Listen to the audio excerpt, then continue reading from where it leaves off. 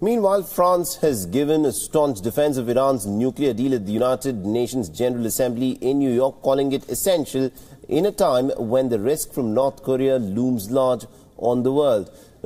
France's Foreign Minister Jean-Yves Drian told reporters on Monday why it was important to keep Iran's nuclear deal in place, and also said that France will in fact try to persuade US President Donald Trump, who has threatened to pull out of the landmark deal.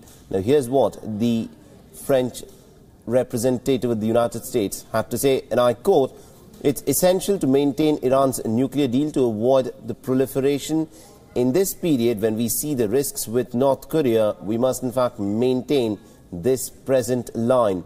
Now, France will try to convince US President Donald Trump of the pertinence of his choice, even if work can be done to complement the accord after 2025. The France's statement comes after Iran's Supreme Leader Ayatollah Ali Khamenei had said on Sunday that Iran will in fact stand firm on the nuclear deal, and any wrong moves by the United States could in fact elicit strong reactions from Iran. Now, Iran's nuclear deal is a 2015 preliminary agreement between Iran and United Nations permanent members, that is the US, the UK, France, Russia, China, plus Germany, and also the European Union. That will reduce Iran's uranium stock by about 98% to 300 kilograms for about 15 years. It will also redesign the Iraq reactor so Iran cannot produce weapons-grade plutonium, and this also is a deal which will require Iran to allow inspections of any site which is deemed suspicious by the international community. Now, there's also a ban which is imposed on the import of ballistic missile technology by Iran for up to 8 years.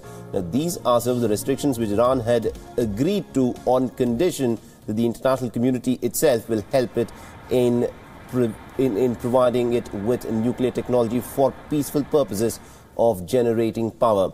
Now, President Trump will decide by the 15th of October whether or not to revoke the ban, even though Iran has agreed to curb its nuclear program in exchange for relief from the economic sanctions. President Trump has said that Iran had actually violated the spirit of the deal, calling it essentially, and this is what he has said, and I quote, "This is one of the worst deals ever that I have seen," unquote. A statement made by President Trump on an agreement entered by the United States with Iran in 2015.